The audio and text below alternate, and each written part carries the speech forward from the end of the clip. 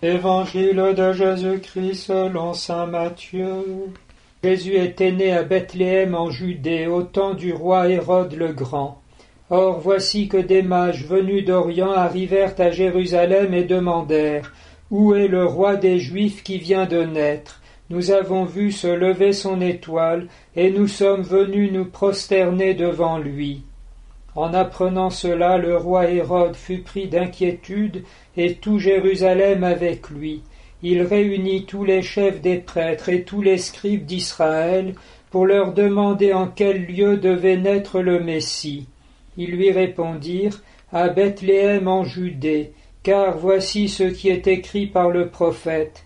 Et toi, Bethléem en Judée, tu n'es certes pas le dernier parmi les chefs-lieux de Judée, car de toi sortira un chef qui sera le berger d'Israël mon peuple. » Alors Hérode convoqua les mages en secret pour leur faire préciser à quelle date l'étoile était apparue. Puis il les envoya à Bethléem en leur disant « Allez vous renseigner avec précision sur l'enfant, et quand vous l'aurez trouvé, avertissez-moi pour que j'aille moi aussi me prosterner devant lui. » Sur ces paroles du roi ils partirent, et voilà que l'étoile qu'ils avaient vue se lever les précédait. Elle vint s'arrêter au-dessus du lieu où se trouvait l'enfant.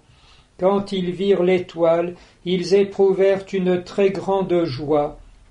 En entrant dans la maison, ils virent l'enfant avec Marie sa mère, et tombant à genoux, ils se prosternèrent devant lui. Ils ouvrirent leur coffret et lui offrirent leurs présents, de l'or, de l'encens et de la myrrhe. Mais ensuite, avertis en songe de ne pas retourner chez Hérode, ils regagnèrent leur pays par un autre chemin. Cet évangile évoque immanquablement les premières journées mondiales de la jeunesse auxquelles participa Benoît XVI après son élection, sous haute surveillance médiatique si l'on peut dire, à Cologne, juste après, quelques mois après son élection. Le thème en était en effet « Nous avons vu se lever son étoile et nous sommes venus pour l'adorer ». Et c'est à cette occasion que le pape avait demandé que soit inséré dans le programme un long temps d'adoration dans la veillée, la veille de la journée mondiale proprement dite. Et nous avons là ce qui était la touche particulière du pontificat. On se rappelle aussi de l'adoration au cœur de la bourrasque lors des Journées mondiales de la jeunesse à Madrid, et ce qui est le seul salut possible pour le monde contemporain. Jean-Paul II, en faisant de grandes brèches dans la chape qui écrabouille un peu tout par l'idéologie dominante, rappelait que sans Dieu l'homme est perdu. Et voilà que Benoît XVI précise, pour retrouver Dieu, il faut se mettre à genoux et l'adorer. Pensons à la conversion de cette âme de feu qu'était le futur bienheureux Charles de Foucauld, qui vient pour discuter avec le prêtre, qui lui répond « Mettez-vous à genoux ». Il s'est confessé et il en sort en disant « Dès que j'ai su que Dieu existait, j'ai su en même temps que je devais être tout à lui. » C'est ce qui nous est proposé aujourd'hui si le monde veut se sauver, et en tout cas sortir de ce destin funeste auquel le conduisent ses gouvernants et les pouvoirs en place. Les mages représentent bien sûr les savants païens qui, poussés par la droiture de la raison, en voyant le monde et ses merveilles, sont menés vers la connaissance de Dieu et la foi, et a donc finalement l'adoration et la reconnaissance de la souveraineté de Dieu, qui, loin de faire concurrence à l'homme, a tout fait pour lui permettre à son tour d'entrer en dialogue, en sorte de partenariat pour mener la création à son achèvement, afin que tout ce que Dieu nous donne ne soit pas pur bénéfice pour nous, mais aussi l'œuvre de notre industrie, de notre propre génie, tout cela glorifiant d'autant plus le Seigneur qui est à la source de tout, et l'adoration envers le Seigneur est le couronnement de tout. On a redit tout récemment cette parole de je ne sais plus qui. Science sans conscience est ruine de l'âme. De nos jours, cette parole est effrayante, sans le sens de l'homme, puisqu'on a perdu le sens de celui à l'image de qui il était créé. La science, en effet, au lieu de produire des merveilles au service de la personne humaine, travaille de façon effrénée à sa réification, à sa chosification, comme on le voit, hélas, de plus en plus un peu partout dans le monde.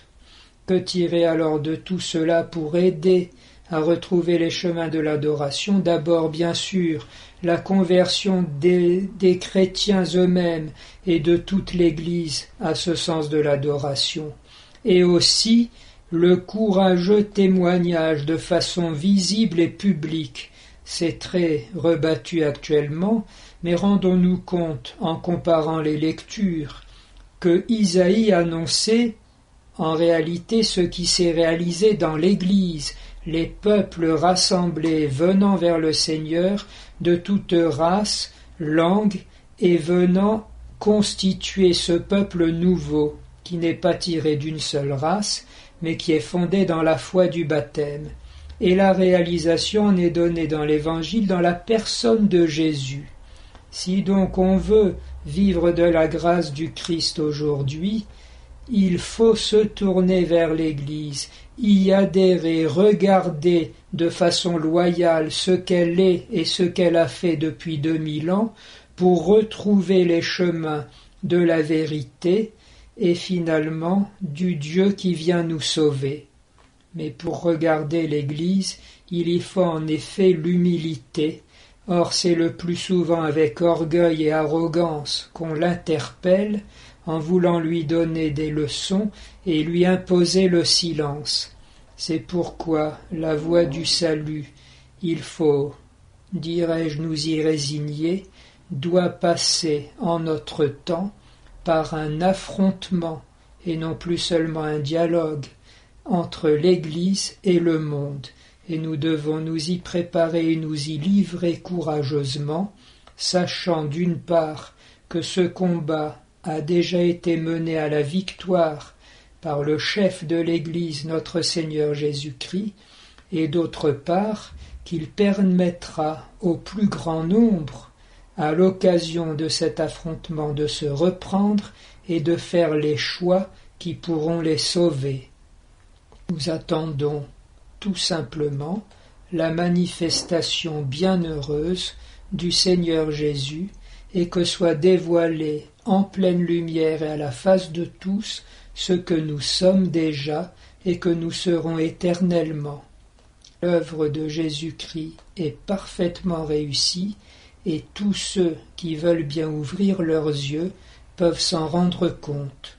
Que les mensonges du monde ne n'égarent pas, nous sommes au contraire, nous, le gage de la victoire du plus grand nombre avec nous.